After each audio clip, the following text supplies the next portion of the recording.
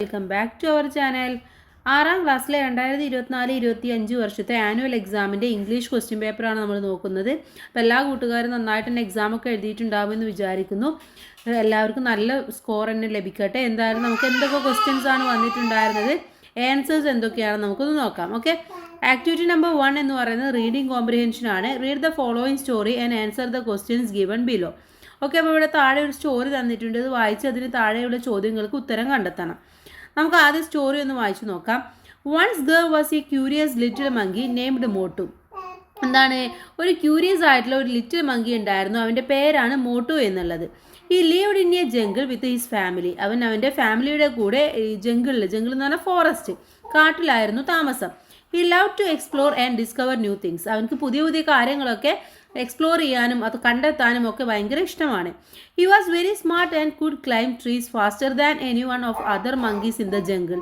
അപ്പോൾ അവനക്ക് എന്താണ്, വളരെയധികം സ്മാർട്ടാണ്. ആ കാട്ടിലെ ബാക്കിയുള്ള മങ്കീസിനേക്കാളും അവൻ നന്നായിട്ട് മരം കയറുമായിരുന്നു. വൺ ഡേ, ഒരു ദിവസം, Motu saw a shiny object ഹാങ്ങിങ് from the branch of the tree. ഒരു ദിവസം അവൻ എന്ത് ചെയ്തു, ഒരു ഷൈനി ഒബ്ജക്റ്റ് ഒരു മരത്തിൻ്റെ ബ്രാഞ്ചിൽ ഇങ്ങനെ തൂക്കിയിട്ടിരിക്കുന്നതായിട്ട് അവൻ കണ്ടു. He was curious and wanted to see what it was. അപ്പോൾ അവനക്ക് എന്താണ്, അത് ജിജ്ഞാസ തോന്നി, അത് എന്താണെന്ന് അറിയാൻ വേണ്ടിയിട്ട് അവനക്ക് വളരെയധികം ക്യൂരിയസ് ആയി. So he scampered up the tree to take a closer look. അപ്പം അവൻ എന്ത് ചെയ്തു, അവൻ ആ മരത്തിൽ കയറിയിട്ട് അത് എടുക്കാൻ വേണ്ടി ശ്രമിച്ചു. When Motu reached near the shiny object, അങ്ങനെ അവൻ ആ ഷൈനി ഒബ്ജക്റ്റിൻ്റെ അടുത്ത് എത്തിയപ്പോൾ ഈ understood that it was A golden apple. അപ്പോൾ അവനക്ക് മനസ്സിലായി അതൊരു ഗോൾഡൻ ആപ്പിൾ ആണെന്ന് അവിടെ എത്തിയപ്പോഴാണ് അവനക്ക് മനസ്സിലായത്. Motu was very excited and was eager to show to his family. അപ്പോൾ അവനക്ക് അത് അവൻ്റെ ഫാമിലിയെ കാണിക്കാൻ വേണ്ടിയിട്ട് വളരെയധികം എക്സൈറ്റഡ് ആയിരുന്നു. കാരണം അവനക്ക് ആപ്പിൾ കിട്ടിയല്ലേ, അപ്പോൾ ആപ്പിൾ അവൻ്റെ ഫാമിലിയെ കാണിക്കണമായിരുന്നു.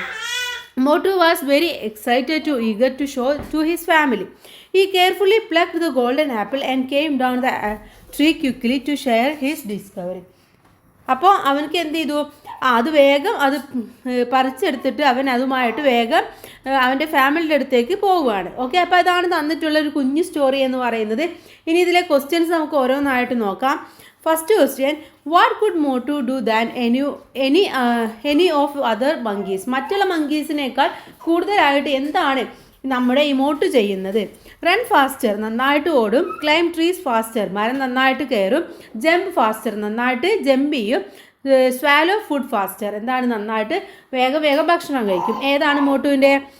മോട്ടുവിന് ക്ലൈംബ് ട്രീസ് ഫാസ്റ്റർ എന്നുള്ള ഇതാണ് ശരിയായിട്ടുള്ളത്. ഓപ്ഷൻ ബി ആണ് ശരിയായിട്ടുള്ളത്. Second question, what did Motu love to do. മോട്ടുവിന് എന്ത് ചെയ്യാനാണ് വളരെയധികം ഇഷ്ടം? പ്ലേ വിത്ത് ഹിസ് ഫ്രണ്ട്സ്, അവൻ്റെ ഫ്രണ്ട്സിൻ്റെ കൂടെ കളിക്കാൻ. ഈറ്റ് ഗുഡ് ഫുഡ്, നല്ല ഫുഡൊക്കെ കഴിക്കാൻ. Explore and discover new things, പുതിയ പുതിയ കാര്യങ്ങളൊക്കെ കണ്ടുപിടിക്കാൻ. ക്ലൈംബ് ട്രീസ്, മരം കയറാൻ. ഏതായിരുന്നു?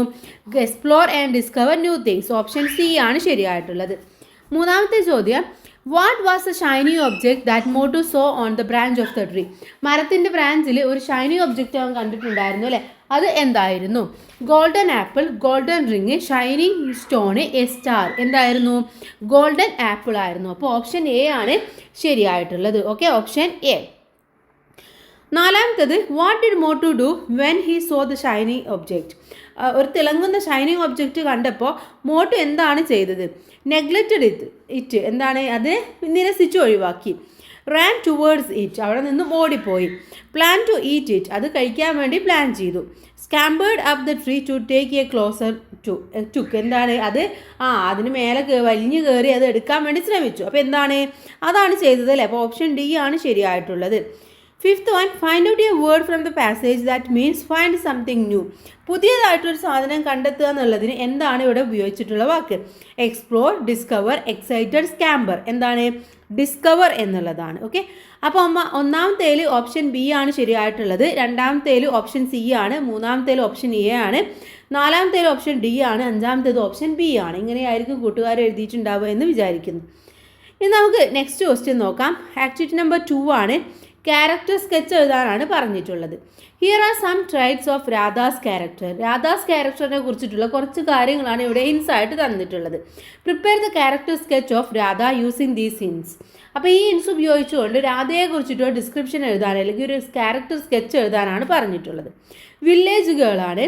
ഹെൽപ്ഫുൾ ആണ്, ബ്രേവ് ആണ്, likes to play with her friends, selfless ആണ്, ഇന്നസെൻ്റ് ആണ്, കൈൻഡ് ആണ്. ഓക്കെ, അപ്പോൾ ഇത്രയും പോയിന്റ്സ് തന്നിട്ടുണ്ട്. ഈ പോയിന്റ്സിൻ്റെ ബേസിലായിരിക്കണം നിങ്ങൾ എഴുതേണ്ടത്. ഇതിലെല്ലാ മീനിങ്സും നിങ്ങൾക്ക് അറിയാവുന്നതായിരിക്കും. അപ്പോൾ എന്തായാലും ഒരു ചെറിയ പാരഗ്രാഫ് പോലെ നിങ്ങൾ രാധയെ കുറിച്ചിട്ട് എഴുതിയിട്ടുണ്ടാകുമെന്ന് വിചാരിക്കുന്നു. ക്യാരക്ടർ സ്കെച്ച് എഴുതുമ്പോൾ രാധ എന്ന ഹെഡിങ്ങും കൂടെ കൊടുത്താൽ നന്നായിരിക്കും. ഓക്കെ, നെക്സ്റ്റ് ക്വസ്റ്റ്യൻ തേർഡ് ആണ്, കോൺവെർസേഷൻ ആണ്. സിൻഡ്രല്ലാസ് മദർ ഫെൽ സിക്ക്. എന്താണ്? സിൻഡ്രല്ലയുടെ മദറിന് അസുഖം ബാധിച്ചു. Well she felt that her end was near. അപ്പോൾ അവർക്ക് തോന്നുകയാണ് എൻ്റെ ഒടുക്കമാവാനല്ലേ, ഞാൻ മരിക്കാനായി എന്ന് തോന്നുകയാണ്. She called her only daughter Cinderella near here. അപ്പോൾ അവരെന്ത് ചെയ്തു? സിൻഡ്രല്ലയെ മാത്രം അവരുടെ അടുത്തേക്ക് വിളിച്ചു. Write a likely conversation between Cinderella and her mother. അങ്ങനെ സിൻഡ്രല്ലയും അമ്മയും നടക്കാനിടയുള്ള കോൺവെർസേഷനാണ് എഴുതാൻ വേണ്ടി പറഞ്ഞിട്ടുള്ളത്. സിൻഡ്രല്ല ചോദിക്കുകയാണ്, hello mother, how do you feel now? നിങ്ങൾക്കിപ്പോൾ എങ്ങനെയാണ്? കുഴപ്പമൊന്നുമില്ലല്ലോ അമ്മ എന്ന് ചോദിക്കുകയാണ്. മദർ പറയാണ്, ഐ ആം അഫ്രൈഡ്, ഞാൻ വളരെയധികം ദുഃഖത്തിലാണ്. I feel my end is near, ഞാൻ വിചാരിക്കുന്നു എൻ്റെ അവസാനം ഇപ്പോൾ അടുത്തായിരിക്കുന്നു എന്ന് വിചാരിക്കുകയാണ്. ഓക്കെ, അപ്പോൾ സിൻഡ്രല്ല എന്തെങ്കിലും ചോദിക്കുന്നുണ്ടാവും അല്ലേ? അപ്പോൾ സിൻഡ്രല്ലയും അമ്മയും ആ സമയത്ത് നടക്കാനുള്ള ഒരു കോൺവെർസേഷനാണ് നിങ്ങളിവിടെ ആൻസർ ആയിട്ട് എഴുതേണ്ടത്. ഓക്കെ, നിങ്ങളെ ഇമാജിനേഷനിൽ നിങ്ങൾക്ക് എന്ത് വേണമെങ്കിലും എഴുതാവുന്നതാണ്. നെക്സ്റ്റ് ഫോർത്ത് ആക്ടിവിറ്റി എഡിറ്റിംഗ് ആണ്. The woman became old and critically ill. The doctors was baffled. They finally sent him to the big city, where they called a specialist to study her rare disease.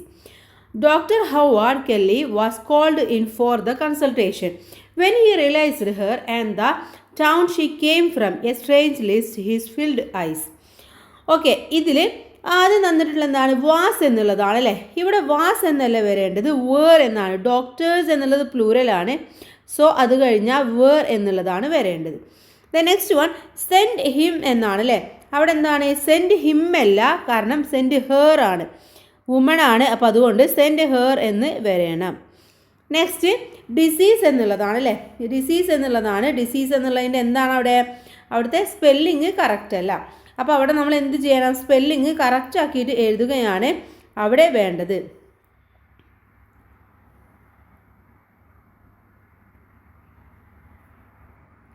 അപ്പോൾ ഇവിടെ എന്താണ് കൂട്ടുകാരെ spelling എന്ന് പറയുന്നത്?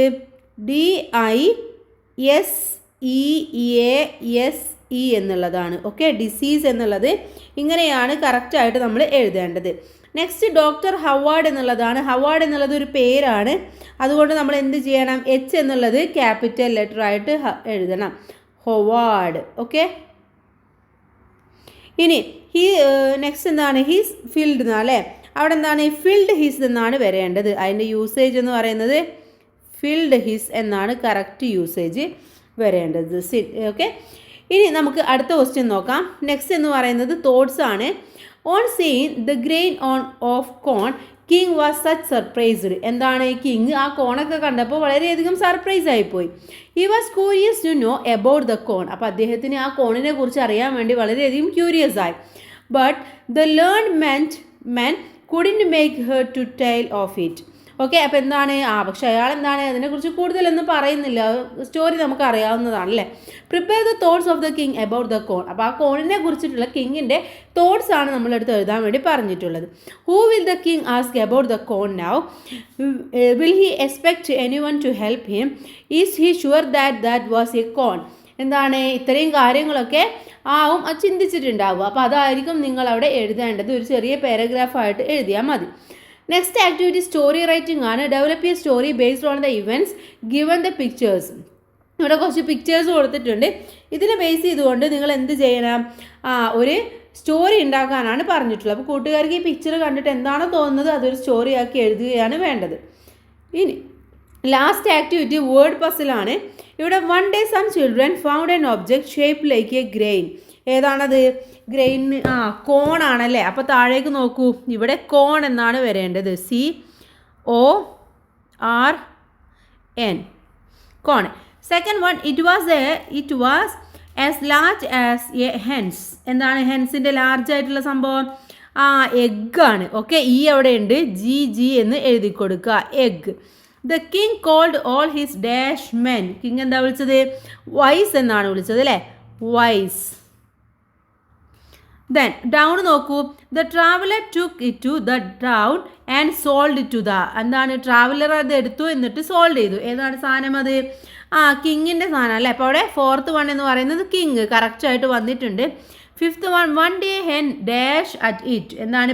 പെക്ഡ് എന്നാണ് വരേണ്ടത്. Okay, പെക്ഡ്. അപ്പോൾ ഇത്രയുമാണ് ഈ ഒരു ക്വസ്റ്റ്യൻ പേപ്പർ എന്ന് പറയുന്നത്. വളരെ ഈസി ആയിട്ടുള്ള ക്വസ്റ്റ്യൻ പേപ്പർ ആയിരുന്നു. എല്ലാവർക്കും നല്ല മാർക്ക് തന്നെ സ്കോർ ചെയ്യാൻ കഴിഞ്ഞിട്ടുണ്ടാവും. ബാക്കി ഇനി അടുത്ത് വരുന്ന എക്സാംസിൻ്റെ ഒക്കെ സബ്ജക്റ്റ് നമ്മൾ അപ്ലോഡ് ചെയ്യുന്നുണ്ട്. കൂട്ടുകാർ പോയി കാണണം. എല്ലാവർക്കും നല്ല മാർക്ക് തന്നെ എല്ലാ സബ്ജക്റ്റിലും കിട്ടട്ടെ. Thanks for watching.